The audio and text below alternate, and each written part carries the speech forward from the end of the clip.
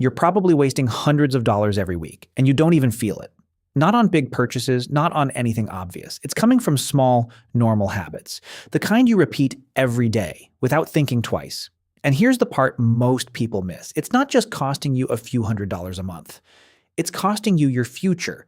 We're talking hundreds of thousands of dollars, quietly slipping away while you feel like you're doing everything right. So in this video, you're going to see the biggest money leaks most people have running in the background right now, and how to shut them off without relying on discipline.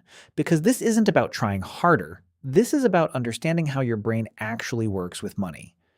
Most people think they're bad with money because they spend too much on big things. But what's actually happening is far more subtle. Your brain isn't tracking your finances as one system. It's splitting everything into categories. Small, normal, doesn't matter. Behavioral economists call this mental accounting. And it's the reason you can feel responsible while still slowly falling behind. Because nothing you're doing feels extreme.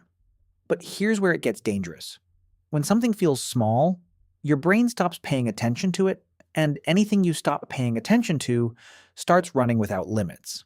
Let's start with one of the most common ones, food delivery. This is one of the fastest ways people quietly stay broke, and almost nobody tracks it properly. You open the app, you order something simple. It says $12. By the time you check out, it's $22. Menu markup, delivery fee, service fee, tip, and your brain barely reacts because you didn't hand over cash.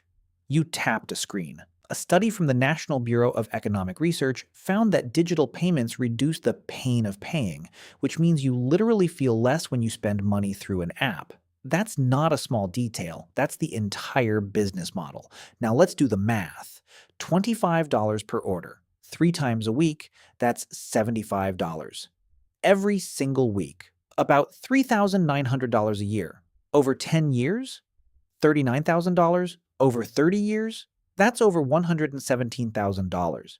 And if that money was invested at 8%, you're looking at over $350,000 from food you barely remember eating. But here's where it gets worse. It doesn't feel like a financial decision, it feels like relief. You're tired, you don't want to cook, so you solve an emotional problem with money, and your brain learns that pattern: stress, order food, feel better. That loop gets stronger every time. You're not just spending money, you're training your brain to spend. Now let's talk about something even more invisible. Daily, small purchases, coffee, drinks, snacks. You've heard this before, but not like this. $7 a day doesn't sound like a problem. Your brain files it under normal, but here's the reality. $7 a day, 5 days a week. That's about $1,820 a year. At $10 a day, you're closer to $2,500. Now stretch that over 30 years. That's $75,000. And if that money was invested, over $200,000. And here's what makes this dangerous. A study from the University of Chicago found that people categorize small daily purchases differently than large expenses. Meaning, you don't even count it properly. It doesn't register as real spending, so it never gets corrected. But here's where it gets interesting. It's not about the coffee. It's about the loop. Ordering, waiting, receiving. That small dopamine hit. Your brain isn't craving caffeine. It's craving the ritual. And rituals are hard to break because they feel like part of your identity. Now let's move to something bigger, but still completely normalized. Buying a brand new car. Everyone knows it's a bad financial decision, and people still do it anyway. The moment you drive a new car off the lot, you lose $10,000 to $15,000. Immediately. Not gradually, not over time, immediately. Within 3 years, you've lost around 40% of its value. That's $20,000 gone.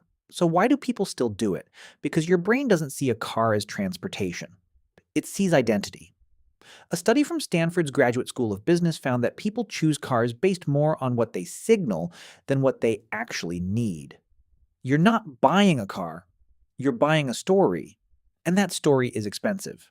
Over a lifetime, this decision alone can cost you $60,000 or more. But the next one is even more dangerous because it feels responsible. Subscriptions, streaming, apps, tools, $10 here, $15 there. It doesn't feel like anything. That's exactly why it works. A study found that people underestimate recurring expenses by up to 60%. You think it's $50 a month. It's actually closer to $120. That's over $1,400 a year for things you barely use. And here's the problem. Your brain treats subscriptions as already decided. They don't feel like spending, so they never get questioned. And then there's lifestyle upgrades. This one is subtle. You start earning more. So naturally, you spend a little more. Better food, better clothes, better experiences. Nothing extreme, just slightly better choices. But your brain adapts fast. What used to feel like a luxury becomes your new normal. And now it doesn't feel optional anymore. This is lifestyle inflation, and it's one of the biggest reasons people stay stuck, even as their income increases. Now here's the part nobody connects. All of these feel small. All of them feel justified. None of them feel dangerous. And that's exactly the problem. A study found that people underestimate small recurring expenses by 40 to 60%. So let's actually look at it. Food delivery, over $100,000. Daily drinks, $75,000. New car decisions, $60,000. Subscriptions, $40,000. Lifestyle upgrades, $80,000. Now add them all up. That's over $350,000. Quietly disappearing over your lifetime. Let that sink in. And if that money was invested at 8%, you're looking at over $1 million. That's not extra money. That's freedom. That's years of your life back. That's the difference between struggling later and being completely fine. So what actually works? Not discipline, not trying harder. Because willpower fails, your brain gets tired. And when it does, it defaults to the easiest option, which usually costs you money.